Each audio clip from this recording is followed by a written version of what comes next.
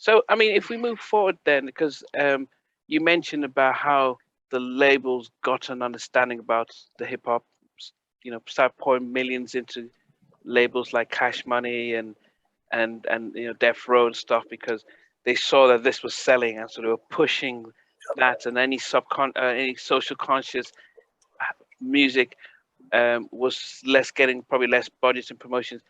What happened with you guys? I mean, when did you notice that the labels weren't as keen at pushing, or was it?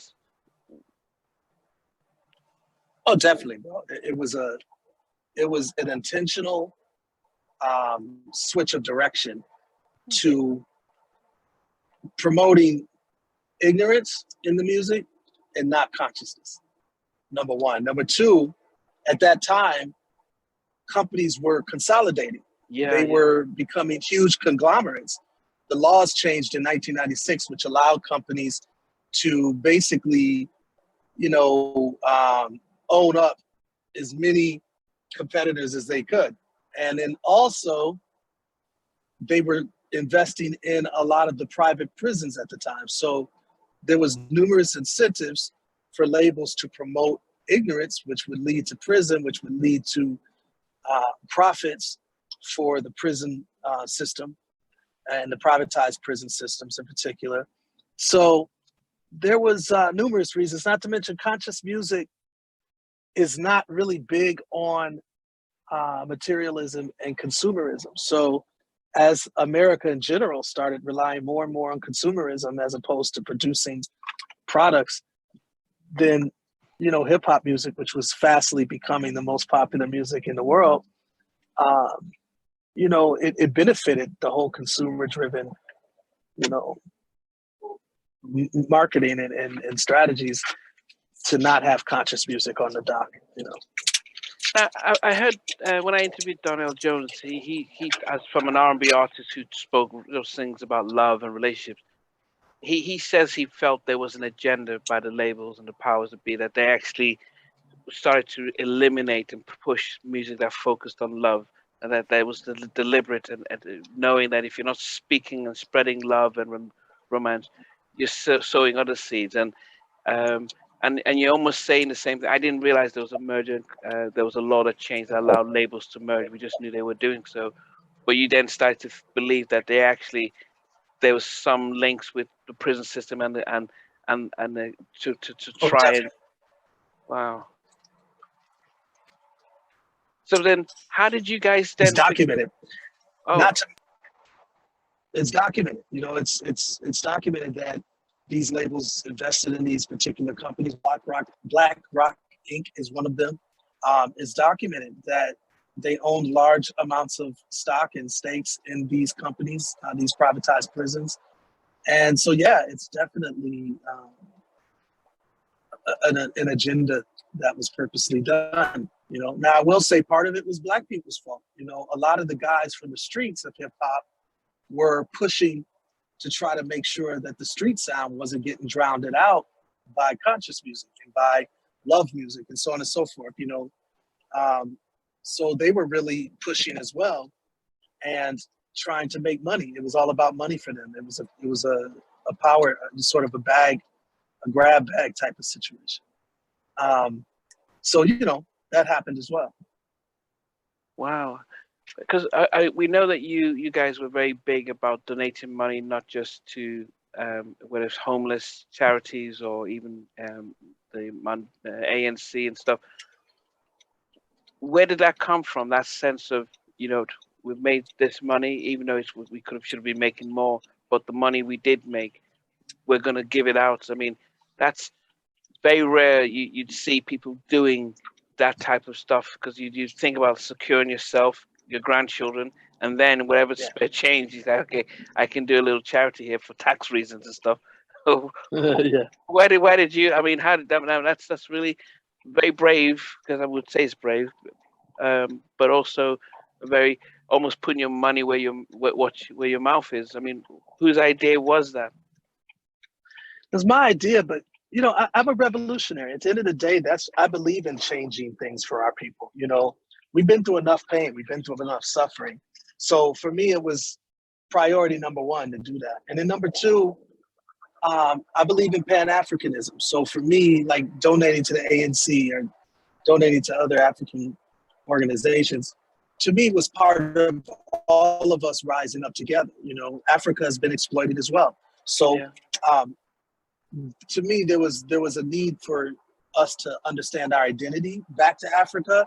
Yeah. And there was a need to unite with various causes, because at the end of the day, we're all in this together. And at the end of that day, we're all in this together, including people of every other ethnicity. We're all human beings at the end of the day. So there was a need to try to help everybody out as much as we could, you know? Yeah. But then I do wonder how much when you are, because I know you got involved with Spike Lee in a Malcolm X movie, which was a very powerful movie, and even the soundtrack was very powerful. But I then wonder when you're so, you've sold many records, your household name. Do the labels see you as, look, these guys could mess things up? People are thinking too much. Let's drown them out. I mean, did you let's just sort of quiet them down a bit? Did you feel that? Because some labels are, would feel like, we've got something here, let's promote. Definitely. I mean, just think about the songs. I mean, we're talking like in our song Revolution, for instance, we're talking about, do you want us to go get a gun now? Do you, you don't like seeing people run around now, yet and still you want to live like 90210 while we scream freedom. Like we're threatening, if change isn't happening, we're threatening revolutionary, fighting, and we're threatening rebellion. And that's an Arrested Development tune, not to mention a Public Enemy's tune, or a Paris's tune, or X-Clan's tune. So, I think that there was a concerted effort to get that off the table. It was making too many people uncomfortable.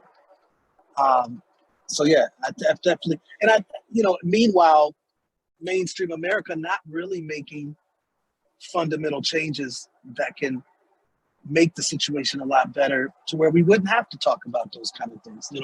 Who wants to, in their early 20s, wants to talk about revolution and fundamental change and, activism? We'd rather hook up with women and go party. And, that's what every young person would rather do. But the social conditions didn't allow people like us to do that.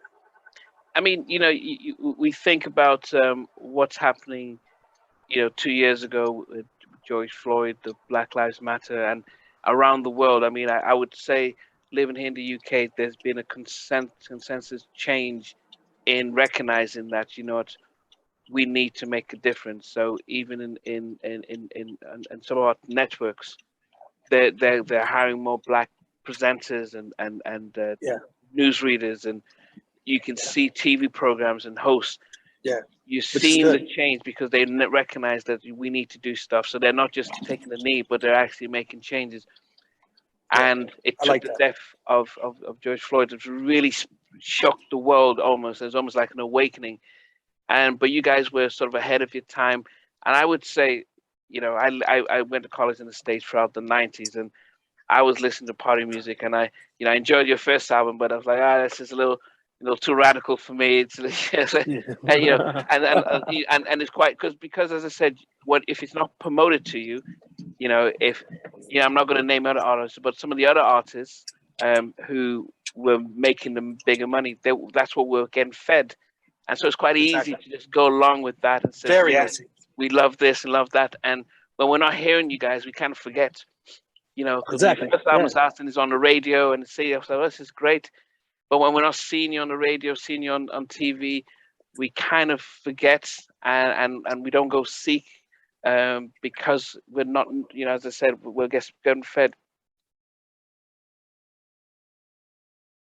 Thanks for watching. Please remember to subscribe to the channel, but most importantly, to press the notification bell so that you can be notified when we do have a new interview. Loads to come, but thanks a lot for watching.